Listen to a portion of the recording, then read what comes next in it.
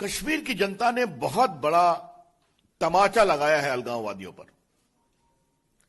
A resounding slap to the extremist, separatist, terrorist and their patrons. ये मैं क्यों कहना जा रहा हूं, जरा आपको मैं कुछ बताना चाहता हूं, और ये आंकड़े आपके लिए बहुत जरूरी है। कुलगाम में 28.9% वोट पड़ा, शोपिया में 17.5% वोट पड़ा। ये सब उनके दबाव के इलाके। और पुलवामा,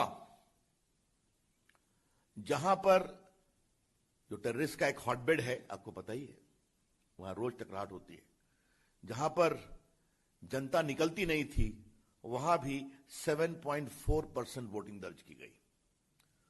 और इस बात को आप कभी नहीं भूलें कि 18 के पंचायती चुनाव में भी 1.1% ही वोट पड़े थे। तो मैंने आपको ये, अब जरा मैं आइए आप, ये मैं सोपोर गया हूं, नॉर्थ कश्मीर। ये अलगाववाद से त्रस्त रहा है, अब नहीं, मैं देख के आया हूं। वहां पर 23.8% वोट हुआ है सोपोर में। आपके टीवी चैनल पर इन इलाकों का नाम रोज आता रहता है। लोकसभा चुनाव में 2019 में खाली 7.6% वोटिंग हुई थी। तो इस बात को समझें आप। सोपोर का उदाहरण मैं विस्तार से इसलिए देना चाहता हूं कि लोकसभा के चुनाव के बाद धारा 370 हटाई गई 2019 के वोट के बाद। वहां पर लोकसभा की वोटिंग हुई 7.6% और अभी डीडीसी के चुनाव में वोटिंग हुई है 23.8%।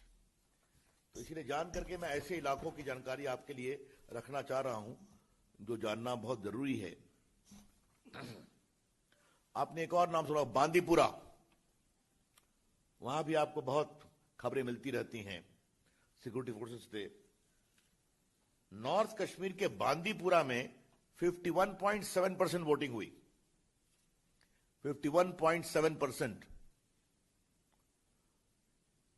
और पंचायती चुनाव में थी 44% और लोकसभा के चुनाव में थी 23%। आपने एक और नाम सुना होगा, गांदरबल। यह नाम भी बहुत आता है टीवी पर। गांदरबल में 43.4% वोटिंग हुई है।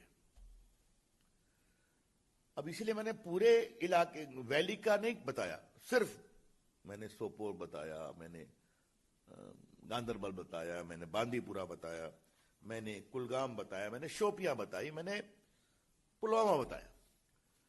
तो ये सब इलाके को हॉटबेड कहा जाता था। वहां के जनता की चाहत क्या है, यह समझना बहुत जरूरी है। इसलिए मैं फिर कहूंगा, कश्मीर की आवाम की जय, जम्मू कश्मीर की आवाम की जय। उन्होंने जो तमाचा मारा है, और इसी संदर्भ में मैं आपसे एक बात और कहना चाहूंगा कि जिस प्रकार से वहां की जनता आई, इसका कारण क्या है? इसका कारण समझना चाहिए। लोगों ने पहली बार लोकतंत्र में ईमानदार चुनाव को जमीन पर देखा, विशेष रूप से वैली में। याद करिए, लोकसभा में फारूक अब्दुल्ला साहब आए हैं श्रीनगर से, कितना परसेंट वोटिंग हुआ था? शायद 7% हुआ था। याद है आपको ना? श्रीनगर की बात मैं कर रहा हूं, अभी की कहानी मैं आपको बताई। और यह क्यों हुआ? क्योंकि राष्ट्रपति शासन में सरपंचों का चुनाव हुआ था। याद करिए 2018 में, उस समय आर्टिकल 370 नहीं समाप्त हुआ था। 2018 में राष्ट्रपति शासन में नरेंद्र मोदी जी की सरकार ने निर्देश दिया कि पंचायतों का चुनाव कराओ। याद करिए, क्या कांग्रेस पार्टी, क्या पीडीपी, क्या एनसी, सबों ने विरोध किया था। कहां से चुनाव होगा? क्यों कर रहे हैं आप? लोगों ने सरपंच के चुनाव में, पंचायत के चुनाव में बहुत खुलकर भाग लिया। और उसका फायदा क्या हुआ? पहली बार भारत सरकार से पैसा पंचायतों के लिए उनके अकाउंट में पहुंचने लगा। और किस पंचायत में क्या काम होना है वो टंगा हुआ था बोर्ड पर कि ये काम होना है इस पैसे से, और लोगों ने जमीन पर डेवलपमेंट को देखा। तो इस बार का चुनाव डीडीसी का क्यों बहुत महत्वपूर्ण है जमहूरियत की जीत के लिए, लोकतंत्र की विजय के लिए, कि कश्मीर के आवाम ने राज करने वालों और काम करने वालों के अंतर को पहचाना। How can democracy give results on the ground? How can good governance come on the ground? और आज तो आप लोग वरिष्ठ पत्रकार हैं, घूमते हैं, कश्मीर में हर जगह बिजली पहुंच गई है, पानी पहुंचा है। ये राष्ट्रपति शासन केंद्र के सहयोग से आज डेवलपमेंट वहां पहुंचा है। हम लोग भी जाते हैं, देखते हैं, आप भी जाके देखते हैं।